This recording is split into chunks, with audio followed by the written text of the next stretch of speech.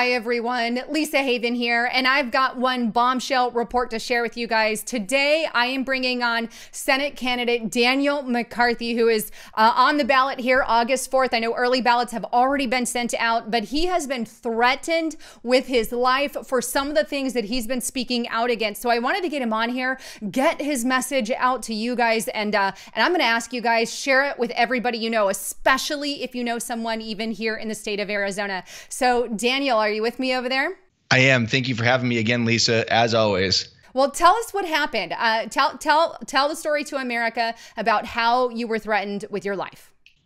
Sure. So we get obviously a lot of random threats, and a lot of them, I'm getting used to this. This is new to me, right? This is a new world. So as I've jumped into this world, I wasn't surprised by getting your random threats. But on the 4th of July, we had planned a protest, a peaceable assembly down at the state capitol, because we wanted to demonstrate that we're not going to have the government on our face. We're not going to. I was pretty loud about the fact that we were very angry about the 4th of July practically shutting down all across the state. I mean, events were canceled all across the state. So long story short, on the 4th of July, fortunately, I was tipped off in the morning by someone that we have sources, we have patriots that reach out to us that actually work inside the government. And I had someone reach out to me, and they said, hey, you need to be very careful. There's, some chatter about what's going on with you down there at the Capitol. And when that was explained to me, it was that was enough because of, who it was, et cetera. So I basically prepared my security team. I said, hey, I think we have a little bit more of a credible threat down there on the 4th of July. So that was in the morning. My team put together, they assembled about a 20-person team to make sure that, if there was any real serious issues, that I could, be yanked out of there and there, whatever. Well, come to find out, and this is where it got really interesting, is as we were starting to speak and as the speaker started to speak on the 4th of July rally, all of a sudden we started getting intel from our people that were saying, hey, a crowd of 20 people is starting to form, a crowd of 40 people, crowd of 60, and then all of a sudden it was 100 and 200, and they were like, hey, there's 300 people or so that have formed a block away, and they're going to start marching your way. And their concern is that there was potentially a couple people inside of that group that were there to cause maybe some bodily harm to yours truly, So this is, like I said, when it happens, you don't even think about it because you want to be tough guy and everything. So I was telling my security, I was like, I'm not going anywhere. Like, no, we'll just confront this crowd. And they're like, that's not how it works. They're like, you're a United States Senate candidate. If we're going to pull you out of here if they get too close. Where it got very interesting is they were pretty much like escorted. Okay. And I'm not going to place any blame anywhere, but let's just say that there was definitely a really odd rationale behind why this group would have been pretty much guided to where our group was, with women and kids, by the way. I mean, there was people getting ready to barbecue. I mean, we were just having a good time. And all of a sudden, we had 300 thugs marching down the road, Antifa elements, all BLM elements, all this nonsense. And it became real fast. And then all of a sudden, my guys, I was in the middle of speaking, and I heard my guy, and he goes, hey, you need to put down the mic. Like, we're going to pull you out of here. So sure enough, I wrapped up what I was saying, and they were like, get in the truck. They put me in the truck, loaded up, and we darted out of there. I think probably within 5 minutes or 10 minutes later, that group had not only come into the parking lot where we were, they had basically closed down the parking lot so no one could get out. This is called, for those that don't know this is like a kill box strategy is what it's called. It's where you take, two sides and you basically stick them together in a box where, maybe violence happens. And we had women and kids, Lisa, in the car, okay, literally in their vehicles being surrounded by these thugs and these angry mobsters that were yelling at them. Kids were literally crying in their car. Fortunately, most of my team stayed behind, and they stood behind to make sure everyone got out okay. And everyone got out okay. Everything was settled down. I think they were there obviously to confront me. And, by the time they got there, I was gone. And it was an eye opener. That was on the 4th of July. I mean, that was definitely the most ridiculous 4th of July. And it was an eye opener for me personally. I kind of looked at it and I said, okay, I can now see really what's going on here. I mean, this is the most radical left. In the Phoenix, in Phoenix, unfortunately, we have a very radical mayor as well. Kate Gallego is one of the most radical mayors in the country. And so we're dealing with card-carrying communists who do not care. I'm evil to them. I mean, I am a bad person to them.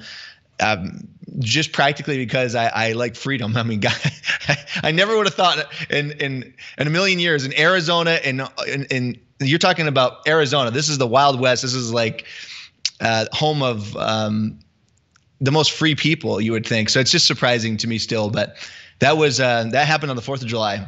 And yeah, and I was there. I was at the event as well. Thankfully, I left early before any of that happened. We wanted to get out there and support everybody, and then we ended up taking off. But I know exactly what you're talking about. There was an Antifa member in the crowd. I actually have footage on that. But he was in the crowd, and we were just kind of watching. And that's one reason we took off a little early. And I thought, okay, this isn't, this could get crazy, and thankfully, we got all the footage, and I'll share it in the description box below if anybody wants to see what we're talking about. But it's the things that we say, just because we support freedom, we're labeled a fascist, we're labeled a Nazi, we're labeled selfish and cruel. And I mean, it's like this name game that people are literally feeding on. And it's like, well, where's the facts, the statistics, the science, the legalities of when did freedom not mean anything to you? And I'm at the same place. And so I think that's one reason you are such a target, because you're about freedom and you want to bring freedom back to the United States of America. And if you guys want to check out his policies, it's demanddaniel.com. He's on the ballot here in Arizona. I'm vouching for him and voting for him. But the thing is, anybody who is pro-America, wants to build up our country, wants to build up our freedom is a target. What then are some of the things that you personally have uncovered that are going on here in Arizona? So you're dealing with some of the most radical elements, mature elements here in Arizona. And a lot of people don't know why Arizona is such a hotbed, but I can explain a little bit. There is basically a super highway between Mexico and the United States that runs through Arizona. Arizona had obviously the cover of John McCain, the political cover of John McCain for basically 30 years. So you've got this festering issue here in Arizona that a lot of people didn't know existed. And it's obviously now that the world's kind of turned inside out, you're starting to realize that why is Arizona such a mobster? It's such a mob ran town. It's just unfortunate the way that it is, because it's when you go in, for example, I'll give you a great example of this. Martha spoke in May to the Phoenix chapter of the Council for Foreign Relations. And for those of you out there that know about the Council for Foreign Relations, this was May of 2018. We just found this out.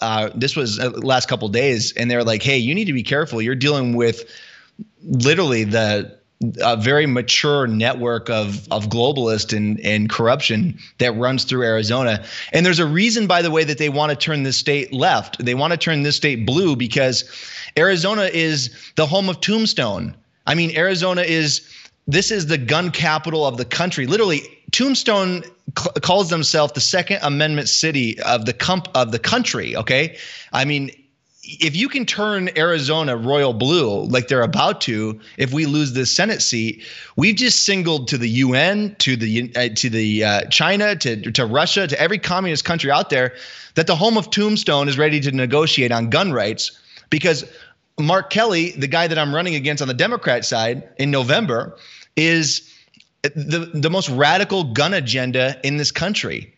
So I think there's a lot more going on here in Arizona than what people realize. I'm excited to be able to fill that vacuum, because boy, oh boy, I don't know what would have happened here if I wouldn't have jumped into this race. I mean, if I would have jumped into this race, I think Martha would have just got crushed by Mark frankly, intentionally, by the way. It looks very intentional.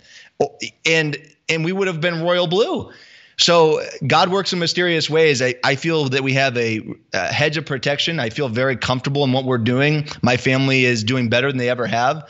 And I can tell you something's going on here in Arizona. We are taking our government back, and it starts with the Senate seat. No more playing games, and we're not going to play defense anymore. Yeah, I'm with you right there. And I'm just going to say it bluntly. Kelly and McSally are both Democrats. She is not a Republican.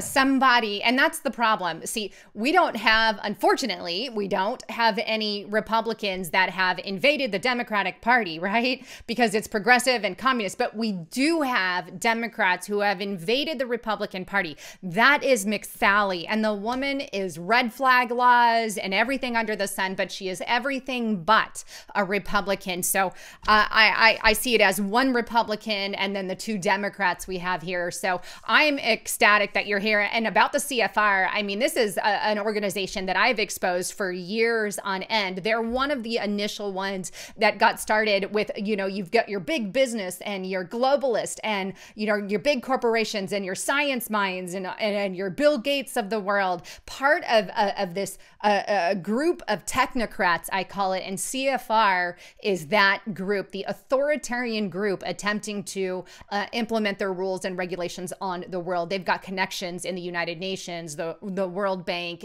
Davos, all your summits and whatnot. So when we have a direct connection with one right here at home, she is not a Republican. She is a globalist. And somebody who is about that. So I'm excited that we have the right thing in mind. And again, I think that's why you're such a target. They want to silence you. And I want to encourage people, when you're voting, no matter what state you're in, verify your vote. Go in person if you can, and make sure your ballot it gets in there, right? Voter fraud in Arizona is a huge problem, and it's actually our biggest fear right now in the campaign. Is we've done all this work and we've put all these miles in. We've done over 70,000 miles across this state, and we've talked to countless voters, 30, 40,000 voters in person. And the thing I'll tell you is that voter fraud is something that I knew that we were going to be facing a little bit of it. So we know we have to win by over 2 points. So as we were coming into this strategy and developing our strategy, we just figured, okay, 2 points right off the bat is going to be against us. So we can't just win by a little margin. We have to really win. So unfortunately, this is another example of why I decided to get into the race. A lot of your viewers may not know this, but in 2018, Martha ran for Senate and she lost. And when she lost by 2 percentage points to Kyrsten Sinema. Well, not only did she lose by 2 percentage points, Doug, our tyrant governor, who's also a Republican, he won. He won by 14. So on the same ballot, you have Doug, a Republican, winning by 14 points. Martha loses by 2 points. And I started studying that anomaly, and I realized it doesn't exist anywhere. So we knew that Martha should have fought back and exposed the voter fraud. But what did she do? She not only didn't fight, which, by the way, Judicial Watch and many others were willing to pay her legal fees. So she wouldn't have had to pay for the legal expenses to fight for the voter fraud. We just wanted it exposed. So this is one of the reasons I started looking at this race as a donor, because I said, man, she wouldn't even fight voter fraud. And then the governor appoints her after John McCain dies. So John McCain dies, and then Martha wins a consolation prize. It's kind of like kids nowadays getting a trophy for, coming in 20th place or something. So it's a crazy world out here. It's the Wild West in Arizona, I got to tell you. Yeah. Well, with that, what are your concluding thoughts? What is the one message that you would leave with America right now? And then how can people get in contact with you and all of that? Sure. We are taking our country back.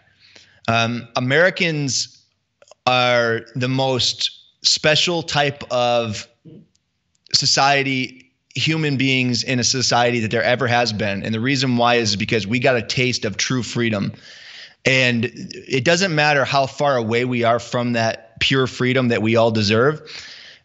We know in our DNA, it's in all of our DNA, regardless of your skin color, regardless of your faith, it doesn't matter. If you're on this soil, there's something inside of us that knows that we deserve our freedom, and we have to have our freedom for the world. Without the United States having our freedom, I assure you, this world enters into a stage of darkness that you don't want to be. So my plea to everybody is that to have faith in the fact that we are going to win this war. We are in a war. It's a complex war. It's a very sophisticated war. But once people start wrapping their head around it, we will win, because that's what we do. And right now we're in the beginning stages of people waking up that we're in a war.